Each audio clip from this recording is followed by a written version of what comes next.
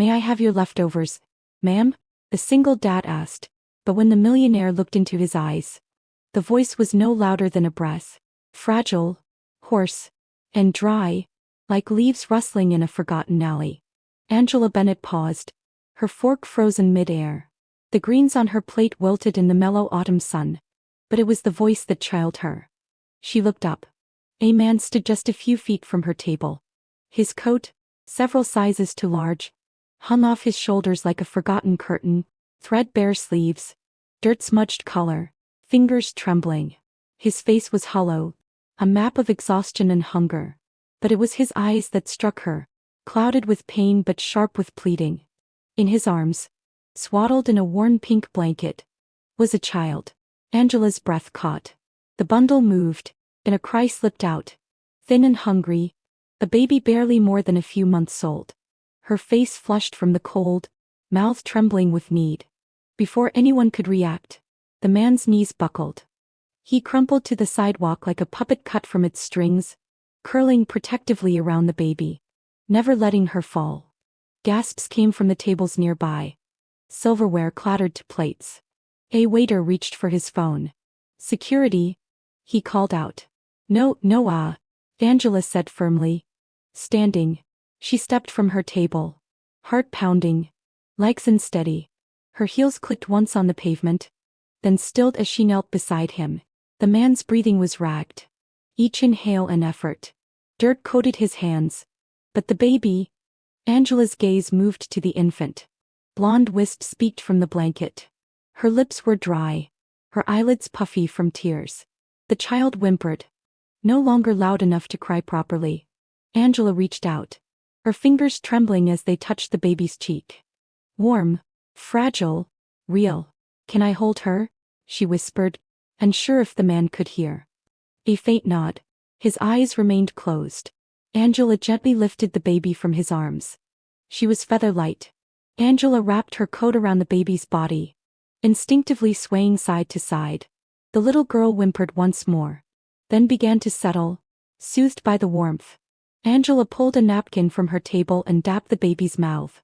"You're so beautiful," she whispered, barely able to breathe, like a little angel. But the moment cracked something deeper.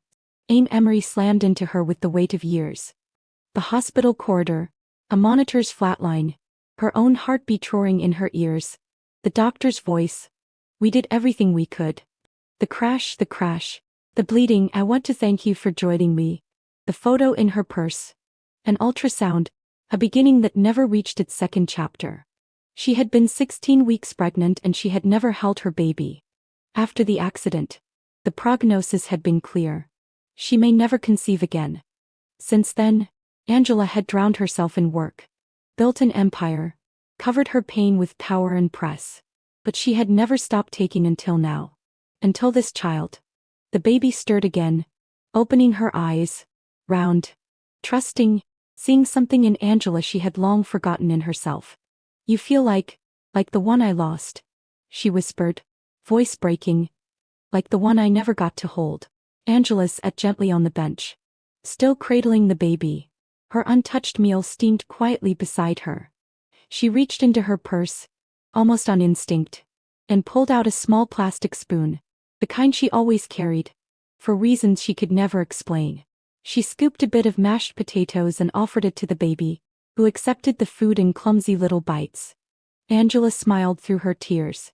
Then she looked back at the man, still unconscious on the ground, his chest barely moving. "Call an ambulance," she said sharply to the waiter. The waiter nodded and stepped away, already dialing. Angela turned back to the baby, kissed her forehead softly. The small crowd had started to gather, whispers rising, but Angela saw no one else.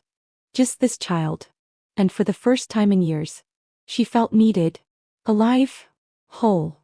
"You're safe now. Want to thank you for joining me," she whispered. "I promise." And she meant every word. Angela followed the ambulance in her sleek black sedan, her hands clenched tight around the steering wheel. The lights on the vehicle ahead pulsed against the buildings, silent but urgent. She barely noticed the cold air as she rushed into the emergency room. Inside, Jake, she had caught his name from the medic, was wheeled in one direction, the baby in another. Angela stood in the fluorescent lobby, heels clicking once before she stilled. "I'll stay," she told the nurse behind the counter with the baby. "Please." The nurse nodded. Most people recognized her. Angela did not care tonight. Nothing mattered but the child, wrapped in that warm pink blanket. Hours passed. Nurses moved. Patients came and went. Angela sat unmoving, eyes fixed on the door where Emma had disappeared. She refused food, refused rest. The warmth she had felt holding the baby had not faded. It had only grown more urgent in its absence. As the night stretched on, memories crept in. It had been raining just lightly the day everything changed. Angela remembered the ultrasound photos tucked safely in her purse. The happiness blooming in her chest after a positive checkup. 16 weeks pregnant. She had been humming to the radio when the truck ran a red light. Metal screamed. Glass shattered. She survived. The baby did not.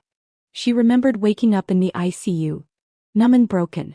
Her fingers searched for the curve of her belly, but found nothing. A doctor explained the injuries, the surgeries, the cruel finality she might never conceive again. Her partner left soon after. Her parents had already passed. She had only her work and she buried herself in it. Building empires. Staying busy. Avoiding silence. But nothing could fill that hollow space inside where a heartbeat once lived. Until today. Until a baby's cry on a busy street pierced through her numbness. Until she held that tiny body and felt something stir. Something she had not dared feel in years. "Miss Bennett." A voice called. Angela stood. A nurse approached. Clipboard in hand. "The baby's stable. A little dehydrated. A bit cold. We're giving her fluids. She's going to be fine." Angela could only nod. "Would you like to see her?" "Yes," she whispered. The nurse led her down a quiet hall. Machines beeped softly. Light slow. In a small room, a bassinet's at under a heating lamp. Emma lay bundled in a fresh hospital blanket. Eyes fluttering, fists twitching in sleep. Angela moved to her slowly, reached out, and lifted her with care. The baby was warm and light, her cheek pressing against Angela's chest as if she belonged there. Angela sat in a nearby chair, cradling the child. Emma whimpered once, then quieted, her breath evening out. A single tear slipped down Angela's cheek. "You came back to me," she whispered. "Not the same, but you came back." The nurse stepped out silently. Alone, Angela held the baby closer. Eyes closed, heart full. For the first time in years, she felt something like peace. Like maybe, just maybe, fate had finally given her the chance she thought had been taken away forever. When Jake opened his eyes, the light above him was soft, the sterile ceiling speckled with quiet shadows. He blinked slowly, disoriented. The beeping of a monitor beside him grounded him to reality.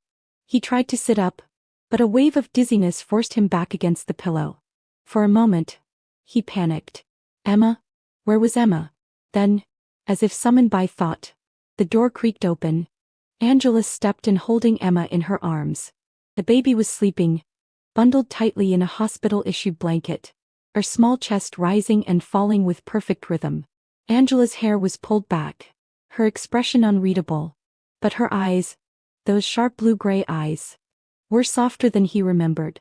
Jake let out a breath. He had not realized he was holding. "She's okay," Angela said, gently walking to the edge of the bed. She was just cold and hungry. They gave her fluids, ran some tests. "She's strong." Jake nodded, swallowing hard. "Thank you. I don't know what would have happened if." Angela shook her head. "You do not have to thank me." He looked away, ashamed. "I should not have come near you. I saw your plate. I thought maybe just a bite for her. Not for me." Angela's grip on the baby tightened slightly. "You were desperate. You protected your child. There is no shame in that." Jake sat up slowly, cringing at the stiffness in his back. "We should go. I do not want to cause more trouble. They will probably call child services. And you, I want to thank you for joining me. You have done enough." Angela took a breath and looked down at Emma. The baby stirred slightly, nuzzling into her chest as if she belonged there. "I want to help," she said. Jake looked at her, eyes weary. "Why?" She met his gaze unwavering. Because I understand what it means to lose everything.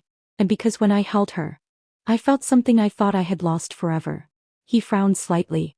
You do not even know me. No, no. Angela agreed. But I know pain when I see it. I know what it looks like to survive day by day for someone else's sake. I know what it feels like to hold a child and think, this is all I have left. Jake's eyes widened slightly. What happened? Angela did not look away. 5 years ago. I lost my baby. A car accident. I survived. He didn't. And I cannot have children anymore. Silence. The words hung between them like fragile glass, trembling in the air. Jake looked down. His voice hoarse. I'm sorry. Angela nodded slowly. So am I. Emma shifted in her arms, a soft sigh escaping her lips. Angela smiled faintly and brushed a hand over the baby's hair. Jake watched, something tightening in his chest. The way Angela held Emma so gently, so naturally, not like a stranger, not like someone doing a favor, like someone who already loved her. I was in my last year of med school, he said suddenly, surprising even himself. I was supposed to be a pediatrician.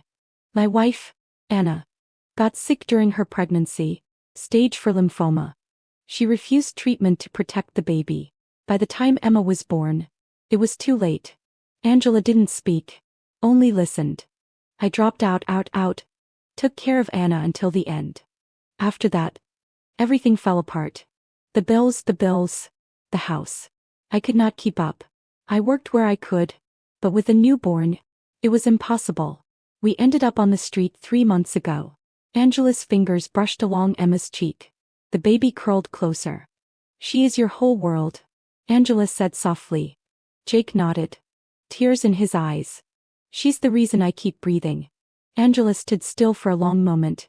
Then she looked at Jake, eyes steady. I have a penthouse in Midtown. It has 3 bedrooms, a private elevator, and more space than I need. You and Emma will come stay with me. Jake blinked. What? I'll have the guest room prepared. You need time to recover, to figure things out. She needs stability, and I need to be near her. He hesitated. I don't understand. Angela stepped forward, her voice quieter now. I am not doing this out of pity or charity. I'm doing this because when I held her, something inside me healed just a little. She might have saved you, Jake, but I think she's saving me too. Jake stared at her, the weight of exhaustion and disbelief pressing down on him finally. He nodded slowly. Okay. Angela looked down at Emma and smiled. Let's go home. Angela's penthouse was modern, airy, and lined with tall windows that let in the golden shimmer of late afternoon light. It was the kind of space that usually felt more like a gallery than a home. Pristine surfaces, cold marble floors, and curated silence. But within 24 hours of Emma arriving, something shifted. The silence became softer, the rooms warmer. There was a faint scent of baby lotion in the air and the sound of quiet coos echoing down the hallway. Angela threw herself into caring for Emma as if she had done it all her life. She ordered everything the baby might need: bottles, formula, blankets, diapers, a crib, toys, clothes. But beyond the material, she offered something far rarer: presence. She was there when Emma cried in the middle of the night. She was the one who learned how to warm a bottle just right, how to hold her at the right angle so she could burp without discomfort. She changed diapers with unhurried care, humming soft melodies as she worked. She bathed Emma in a basin set up in her own bathroom, giggling with the child as water splashed across the marble counter. She read stories to her at night, even if the baby did not yet understand a word. And Emma responded. She smiled more, slept better, reached out for Angela's hands as eagerly as she did Jake's. Jake watched all of this quietly, overwhelmed. No one, not since Anna, had ever shown this kind of love to Emma. Most people saw her as a burden, a complication, but Angela saw her as something sacred. He caught himself sometimes, just standing in the doorway, watching the two of them together, and feeling something inside him begin to mend. One afternoon, he found Angela lying on her back on the living room rug. Emma sprawled on her chest, giggling as Angela made silly faces. Jake leaned on the doorframe, a soft smile tugging at the corners of his mouth. The sight was so natural, so breathtakingly human. He almost forgot how broken his life had once been. I never thought I'd see her laugh like that, he said quietly. Angela looked up, her eyes twinkling. She has a beautiful laugh, like bells. She gets it from her mom, Jake replied, then turned away. Want to thank you for joining me. Not ready to say more. That night, Emma fussed more than usual. Angela insisted on staying with her so Jake could rest. He tried to protest, but she simply raised an eyebrow and said, I have two functioning arms and a heart that's learning how to use them. Go to bed, doctor. So he did. But sometime after midnight, he woke with a strange tug in his chest. Something pulled him toward the nursery. He padded quietly down the hallway barefoot, heart steady but full. He opened the door slowly. Angela was there, sitting beside the crib, slouched slightly in the chair, her head tilted at an angle, hair cascading over her shoulder. She had fallen asleep with one hand gently tucked through the crib bars, holding Emma's tiny hand in hers. The baby nestled in soft blankets was sound asleep, fingers still curled around Angela's. The room was dim, lit only by the soft glow of a night light shaped like a crescent moon. But in that gentle light, Jake saw everything he needed to see.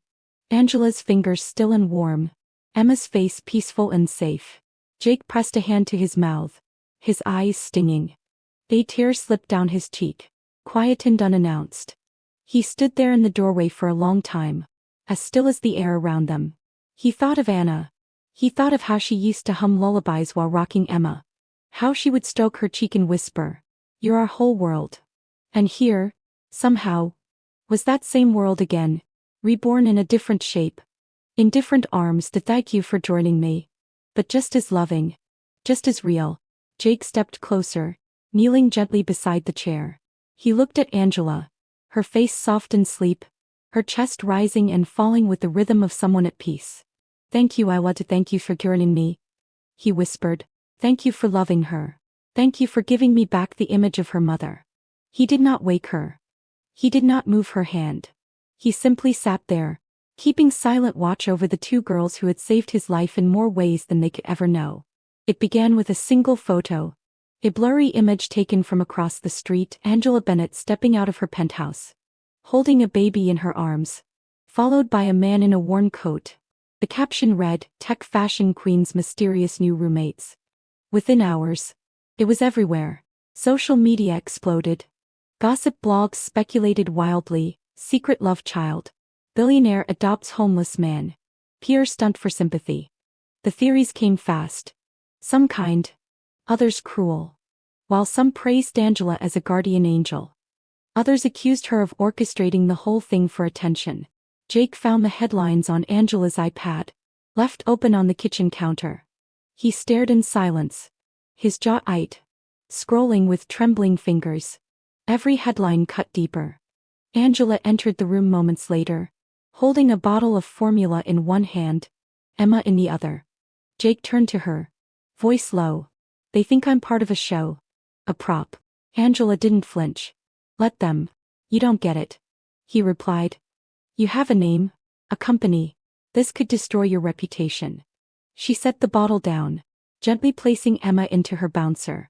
The baby cooed blissfully unaware. Angela looked at Jake calmly. I know exactly what this could cost. But I also know what matters. Jake stepped closer. Maybe we should leave. You've already given us so much. We don't want to be the reason. Angela cut him off. This is your home. Emma's home. I don't care what people say. I care that she sleeps safe, and you're not starving on a sidewalk. Jake shook his head. They're saying awful things about you. A soft, sad smile touched Angela's lips. They've said worse since the day I made my first million. People have called me cold, too ambitious, heartless. None of it mattered, but this. She glanced at Emma. This is the only thing that has ever felt real. Jake was quiet, but his chest ached. Angela's voice softened. I lost my baby, and something in me died with him. I stopped hoping, stopped feeling, until I met her. I won't let the world shame me for loving this child like she's mine. Jake lowered himself into a chair, burying his face in his hands. I just don't want you to be hurt for helping us. Angela walked over, laid her hand on his shoulder. Then let me fight for this my way. The next morning, she scheduled a press conference. Her PR team panicked. Her board objected. She didn't budge. The room was packed. Angela stepped on stage wearing a simple white blouse. No jewelry. No makeup beyond necessity. Jake stood backstage, Emma in his arms. Heart pounding, Angela waited for silence before speaking. I know there are questions, she began. I'm here to answer them. Not with spin but with truth. She paused. 5 years ago, I was in a car accident. I lost my child. I was told I'd never carry again. Since then, I've built companies, earned accolades, filled my life with noise, but I've never stopped feeling empty. The room stilled. 2 weeks ago, I met a man named Jake and his daughter Emma. He asked for my leftovers while collapsing on a sidewalk. And when I looked into that child's eyes, I saw something I thought was gone: hope. She looked directly into the camera. This is not a PR stunt. Not a campaign. This is me choosing not to walk away from a miracle just because it arrived in an unexpected form. I didn't go looking for a child, but maybe the child found me. Angela stepped back, voice steady. I won't turn away from that. I never will. For a moment, the room held its breath, then applause began, hesitant at first, then rising in waves. Some reporters remained stoic, but others stood. Somewhere in the back, someone whispered, "She meant it." Backstage, Jake held Emma tighter. In that moment, he knew Angela had not just spoken the truth. She had freed them all with it. Angela moved fast, as she always did when something truly mattered. Within days, she assembled a legal team to help Jake reclaim his identity, processing documents, confirming guardianship of Emma, and clearing the red tape that had buried him during months of survival. She reached out to Columbia University, where Jake had once studied, and personally advocated for his return. Backed by her support, the school welcomed him to complete his degree. Jake never imagined walking those halls again. Years ago, he had arrived with dreams and a backpack full of textbooks. Now he returned with a daughter, a broken past, and a rare second chance. Angela supported him through it all. She handled Emma's medical checkups, stayed up during teething nights so Jake could sleep before exams, and prepared quiet dinners when he came home drained from clinical rounds. She even learned how to make Emma laugh during diaper changes, something Jake still struggled to master. Emma thrived. Her first word, light, came while reaching toward the chandelier in Angela's office. Her first steps were taken in the penthouse hallway, toddling joyfully between Jake and Angela. She lived in a home where love wasn't explained. It was lived. Together, the three of them became something quietly beautiful. Not quite a couple. Not officially a family. But something whole. Their days wove into a rhythm, flashcards at the dinner table while Emma played with peas. Mornings where Jake napped on the couch with Emma curled on his chest. Nights spent whispering by her crib when she was sick. Angela's hand always close by, Jake's presence steady. They never discussed what they were becoming. They didn't have to. Then came the day of Jake's graduation. The auditorium buzzed with anticipation. Angela sat near the front in a pale blue dress, Emma on her lap, both glowing in the soft spring light. Jake's name was called. He walked across the stage holding Emma in one arm, the weight of every hardship carried with silent dignity. He stood at the podium. The room stilled. I thought my life ended when I lost everything. He began. I dropped out of this program to care for my wife. She chose our daughter's life over her own. After she passed, I was just surviving. There were nights I went hungry so Emma could eat. The audience listened in rapt silence. Then one day, I collapsed on the street holding my daughter. I asked a stranger for her leftovers. I thought I was begging for food, but she gave me so much more. He looked at Angela. She gave us a home, gave us dignity. She gave me the strength to keep going. He turned back to the crowd. I'm graduating not because I'm strong, but because someone was strong for me when I had nothing left. And because of her, Emma will grow up not just safe, but loved. He paused, voice quieter now. I once asked for someone's leftovers, but that woman, she gave me an entire life. The auditorium held its breath, then applause broke like a wave. Loud, rising, unstoppable. People stood. Some cried. Emma giggled at the noise and buried her face in Jake's neck. Angela rose, Angela rose. Hands clasped. Eyes wet. Jake smiled down at her. He had once begged on a sidewalk. Empty and broken. Now he stood tall. And he was no longer alone. The months after graduation were quieter, gentler.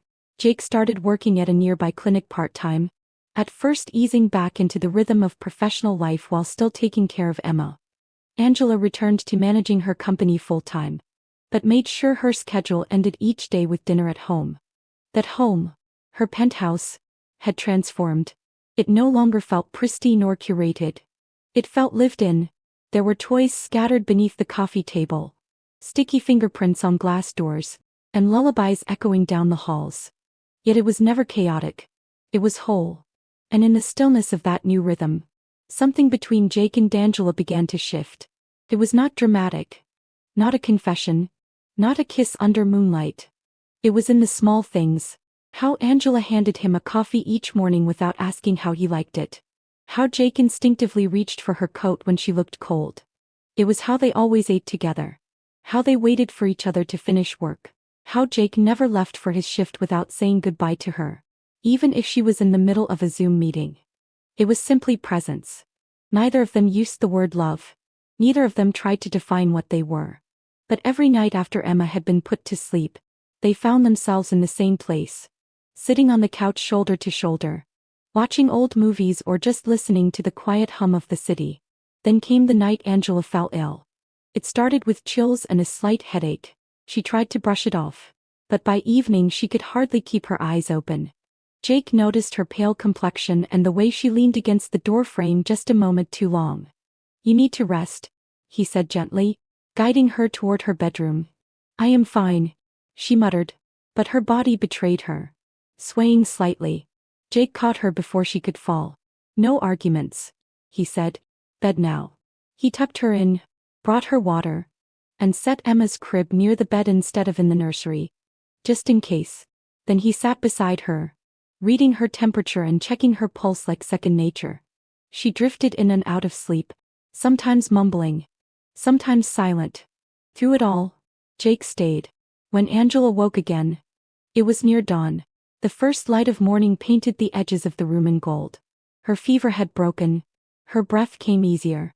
Beside her, the soft weight of something small and warm stirred.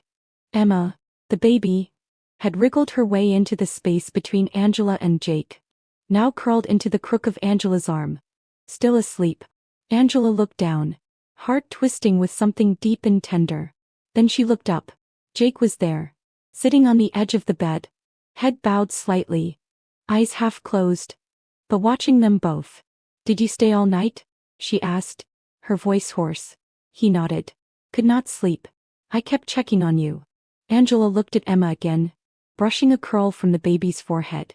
Her voice lowered. "Do you believe that sometimes family doesn't need a name or a title?" Jake looked at her for a long moment. He reached out and covered her hand, still resting on Emma's back. "I believe that as long as we have each other," he said softly, "and she is loved, then nothing else matters." Angela smiled. Not the polished public smile the world was used to, but something smaller, raw, real. Jake brushed her hair back gently, his fingers lingering for just a second too long. He did not say anything else. He did not need to. They stayed like that for a while, the three of them forming a quiet, tangled constellation, neither defined nor declared, but unmistakably, undeniably whole. And for the first time in years, Angela did not feel like something was missing. She felt found. 1 year later, the same park where it all began looked completely transformed. Though nothing had physically changed. The trees still arched overhead in a canopy of green. The sidewalk still curved gently past the cafe where a man once collapsed, asking for scraps. But today the air shimmered with something different. Something sacred. Rows of white chairs lined the grass beneath the soft shade of the trees. Simple, elegant. Floral arrangements framed a small wooden arch at the front, twinned with ribbons the color of morning sunlight.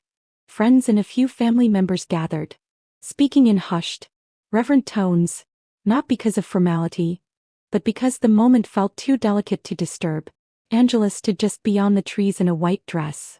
Nothing grand or glittering, just a flowing gown that fit her like a whisper. Her golden hair was swept back loosely, a few strands falling freely around her face, glowing in the late afternoon light.